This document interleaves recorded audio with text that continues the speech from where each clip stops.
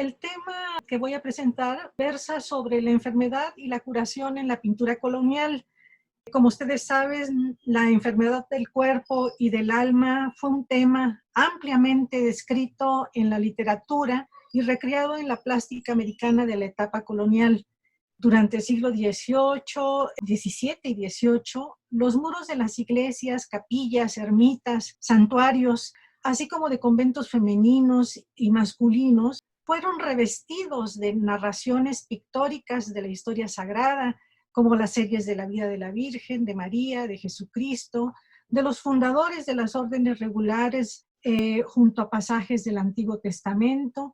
y, por supuesto, las vidas ejemplares de las santas y santos antiguos y modernos en calidad de modelos para la sociedad. En esta gran temática plástica, un lugar especial corresponde a los ciclos aparicionistas de imágenes eficaces durante las epidemias de viruela, sarampión, rubiola, tifoidea, y por supuesto comenzamos con nuestra gran devoción mariana, la Virgen de Guadalupe, siguiendo con la Virgen del Rosario de Chiquinquirá en Colombia, tan de gran veneración, patrona de aquella tierra, la Virgen del Quinche en Ecuador, San Miguel del Milagro aquí en Tlaxcala, e incluso imágenes menos conocidas como el Santo Cristo del Noviciado, del Templo de Santo Domingo de la Ciudad de México, seguidas, por supuesto, de un larguísimo etcétera, al que no le hago justicia con apenas estas contadas menciones. Lo que quiero puntualizar es que a todas estas imágenes sagradas se les reiteraba, se les pedía su mediación ante Dios para apaciguar estas infecciones virulentas. Estas devociones, a su vez, fueron manejadas por los cuerpos sociales mediante el traslado de la imagen representativa, la original, a la que se ofrendaban procesiones de rogativa, oraciones de rezos de novenas y muchos otros medios para implorar su protección y el reconocimiento también. Se estaba solicitando el reconocimiento como una imagen poderosa. Esto lo efectuaban pues las autoridades tanto civiles como eclesiásticas, quienes no cejaron, no dudaron en llevar a cabo o abrir estos caminos de propagación, de conocimiento de la imagen y de generar a partir de ellas identificación y consolidación de sus cultos. Este fenómeno de consolidación, de abrir caminos y llevar el culto de estas imágenes a los altares más allá del lugar y santuario de origen, llevó a que se construyeran los recintos arquitectónicos en donde se les honraría el culto y todas las pleitesías merecedoras a estas imágenes, pues impulsadas por los cuerpos sociales. Al mismo tiempo generaron estas imágenes, o en torno de ellas más bien, los hombres, los gobernantes eclesiásticos y civiles generaron o dieron pie a las cofradías para que en torno de ellas se cohesionaran, se aglutinara la población de diferentes procedencias para que se pudiera pues llevar a cabo un culto decoroso a la misma. La finalidad pues era plasmar estos temas sagrados a través del recurso plástico. ¿Con qué motivos? Primero, conocer y honrar las virtudes de las figuras santas, encaminadas pues a estimular su imitación por parte de los sujetos sociales. Por otra parte, mostrar la eficacia del poder divino en el alivio de las dolencias corporales y del alma de los creyentes que ejercieron una práctica sacramental de acuerdo a los cánones de la Iglesia. Pero también había quienes no se ajustaban a estas prácticas o ejercicios sacramentales. Y entonces, al mismo tiempo, estas pinturas actuaban sobre ellos o se producían para que pudieran actuar sobre ellos para exhortar al pecador y al descarriado, ¿no? Por medio de esas representaciones visuales o narraciones visuales elocuentes. Así, en una de esas y recomponían su camino hacia la salvación del ánima. Por otra parte, construir visualmente estas devociones, la historia de las devociones locales americanas, representativas de la afirmación de identidad de los grupos sociales que impulsaron su culto en un territorio. Es importante, pues, tener en cuenta que en estas pinturas no solamente veremos la configuración de estas imágenes sagradas poderosas, sino que también aparecerán respaldadas por la configuración o la representación pictórica de las autoridades civiles y eclesiásticas, es decir, estas figuras fundantes que fueron favorecidas por la divinidad y en donde el protagonismo de los naturales es importante, tanto mujeres como varones y otras etnias, además de los naturales de cada región. El objetivo era, pues, propagar que habían sido beneficiados al recuperar la salud, no solamente del cuerpo, sino también del alma. Una de las representaciones más antiguas del siglo XVI, que es uno de los grabados que se encuentra en el libro de Fray Diego de Valadez, llamado La retórica cristiana, en donde en la configuración del atrio podemos observar la presencia de enfermos que llegan a pedir ayuda a los religiosos, tanto los que llegan en su propio pie, apoyados en alguna muleta, como aquellos que fueron acarreados en parihuela o en camilla, el término moderno, ¿no? Este grabado, por supuesto que tiene en la escritura de cronistas una abundancia de referencias y detalles de cómo las infecciones virulentas europeas afectaron masivamente a la población indígena, quienes morían en sus casas, en las calles, en los atrios, incluso en los hospitales que ellos mismos habían contribuido en su construcción para que fueran curados por los frailes. Las crónicas refieren la lástima que daba ver a estos naturales afectadísimos por estas enfermedades europeas. Incluso los religiosos y las personas que los cuidaban pues llegaban también a enfermarse y a morir como ellos. No fueron pocos los religiosos que dejaron ahí su vida. La variante temática que más me interesa comentar con motivo de este reconocimiento a las imágenes milagrosas marianas y de algunos otros elementos de santidad son justamente los traslados de la imagen de la Virgen de Guadalupe, que junto con los del Quinche, los de Chiquinquirá y muchas otras devociones, fueron mandados a hacer muy posteriormente, a finales del siglo XVII, bueno, desde mediados del siglo XVII, finales al primer tercio del siglo XVIII, para construir visualmente la historia de esas imágenes prodigiosas, representativas de etnias, representativas de una demarcación administrativa de la época colonial. Incluso hasta traspasaron las fronteras de pueblos, de villas, de ciudades, como un efecto, pues, de todo este sistema que utilizaron los pobladores en la época colonial. Bien sabemos de la cantidad de desastres naturales que afectan el territorio americano, como las sequías, las inundaciones, los terremotos, las erupciones volcánicas y, por supuesto, el tema que nos ocupa, las flagrantes epidemias. De tal manera que las autoridades buscaron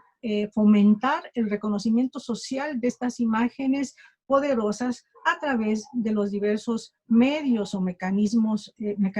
públicos para darla a conocer y para que la población se integrara y así poder garantizar el culto. Se creía en aquella época que todas estas presencias terribles de la naturaleza formaban parte, pues, de la respuesta que la divinidad le daba a la humanidad creyente del catolicismo por ser pecadores, ¿no? Nada más lejano que esa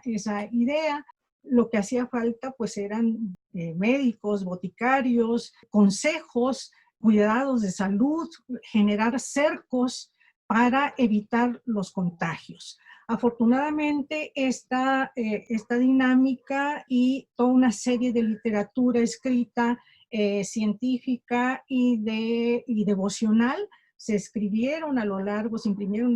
del siglo XVIII, y esto pudo, de algún modo, tener otro horizonte frente a estas afectaciones del cuerpo. Como decía, uno de los óleos de gran formato horizontal acerca de la consolidación del culto a la Virgen de Guadalupe del Tepeyac,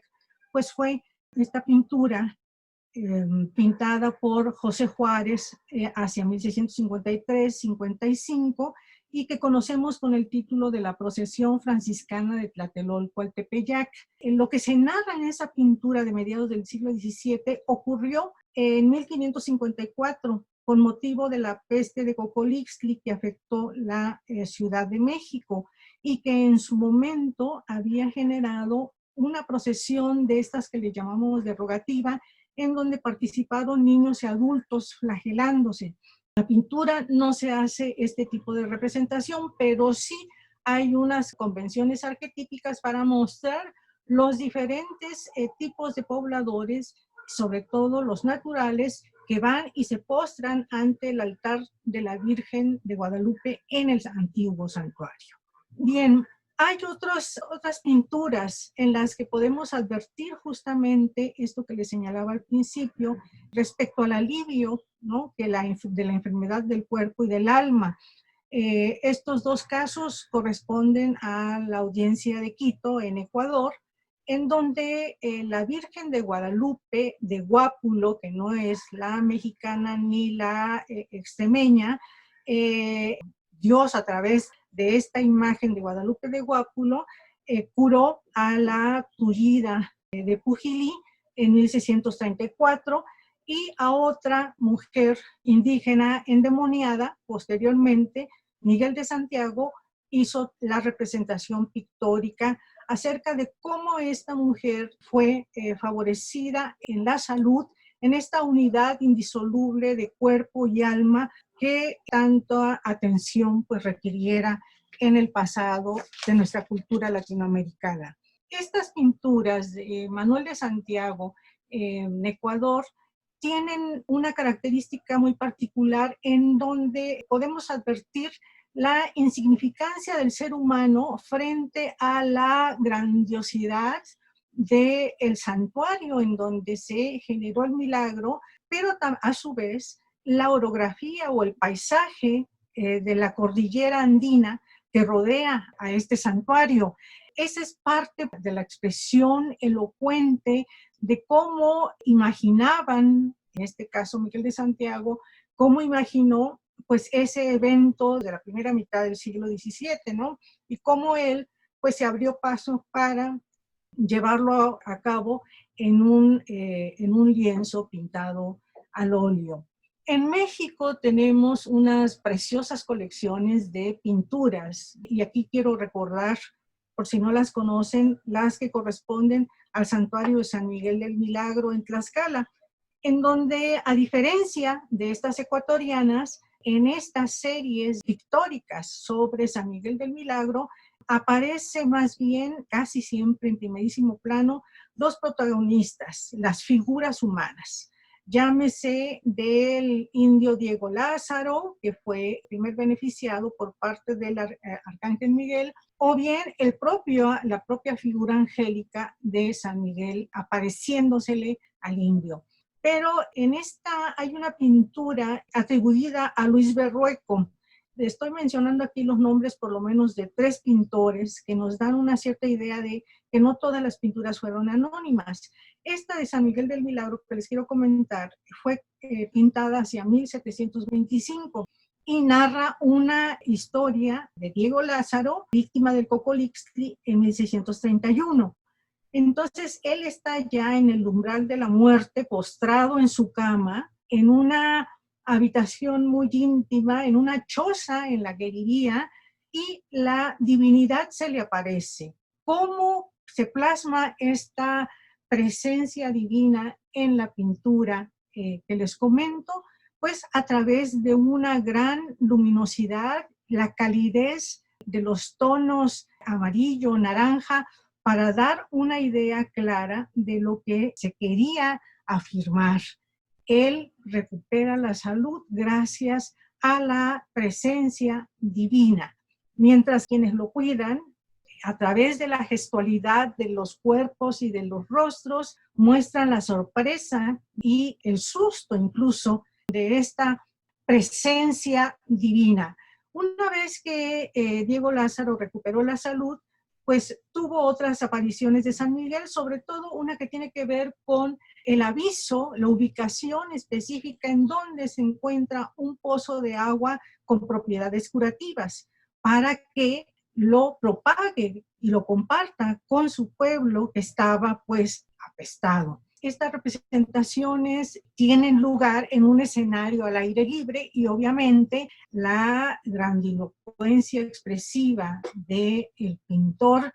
ya sea Luis Berrueco o algún otro pintor poblano, en este caso hay dudas, ¿no?, sobre la autoría de la pintura, pero vamos, lo más importante es que allá aparece en esa representación al exterior una lucha constante entre el bien y el mal, representada por los bellísimos ángeles y por los demonios semidesnudos, para mostrar a través o aleccionar a través de estas representaciones pictóricas lo que se quería afirmar. Estas pinturas, al final de cuentas, forman parte de esta construcción del indio devoto en la época de la colonia. Es una constante que vamos a observar en estos ciclos pictóricos de milagros. Al mismo tiempo que el arquetipo del hallazgo, de la existencia de un pozo de aguas curativas, también se va a divulgar que las propiedades curativas del aceite de la lámpara que permanentemente estaba encendida frente a la efigie. Del mismo San Miguel del Milagro hay una representación anónima bien interesante en donde aparece el obispo Gutiérrez Bernardo de Quirós. En el registro superior de la pintura, los enfermos que son citadinos están en un hospital ayudados por eclesiásticos, en tanto que los naturales aparecen en el registro inferior acudiendo a proveerse del agua milagrosa. Esta pintura es bien importante porque justamente como pasó en el caso de la Virgen de Guadalupe, en el caso de San Miguel del Milagro, Diego Lázaro lleva el agua al obispo, la presenta como una prueba de la eficacia, ¿no?, para recuperar la salud. Y así es como el desvalido, el pecador, es auxiliado para sanar o morir como un buen cristiano. Esto es muy importante para lo que se quería aleccionar y lo que se quería afirmar y rememorar a través de estos lienzos. Por eso en la literatura, tanto antigua como moderna, les llamamos a esos lienzos conmemorativos o memorativos. En América del Sur he leído que les llaman lienzos recordatorios, que son diferentes a los exvotos, que son de formato pequeñito y que son muestras particulares. En cambio, las otras forman parte de toda una gran construcción retórica, narrativa, visualmente, para afirmar el poderío de esas imágenes sobre los diferentes grupos sociales. De tal manera que hay que reconocer que gracias al pincel, al buril, a la pluma incluso, pues tenemos todo este bagaje, toda esta obra que nos habla de estas figuras santas, de estas figuras protectoras, ¿no? Incluso ya mucho más tardíamente muchas otras figuras como San Luis Bertrán, reconocido patrono contra el cólera morbus en el siglo XIX, pues ya también las representaciones no van a ser así narrativas, sino más bien ya se va a presentar al santo entre los velos, en un altar y con la leyenda que dice que lo reconocen como el protector contra el cólera morbus. Bueno, es bien importante tener en cuenta que la población de aquel entonces era analfabeta y la mejor manera de instruirles, de fijarles estas historias sagradas, estos grandes acontecimientos sobrenaturales y maravillosos,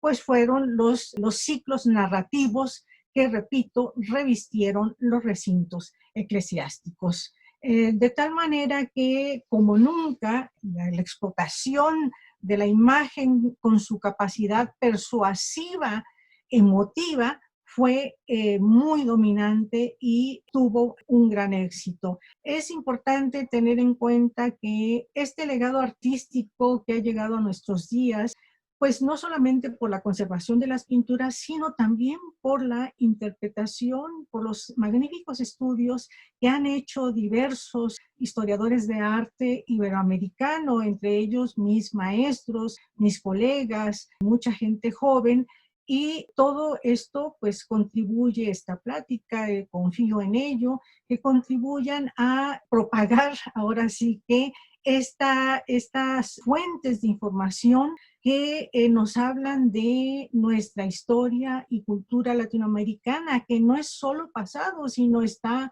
muy presente. La recuperación de la devoción a muchas de estas imágenes importantísimas en estos días es vital, tanto quizá más para el alma y con la fe y la confianza de que el cuerpo llegue a sanar o por lo menos a tener un buen morir. Muchas gracias.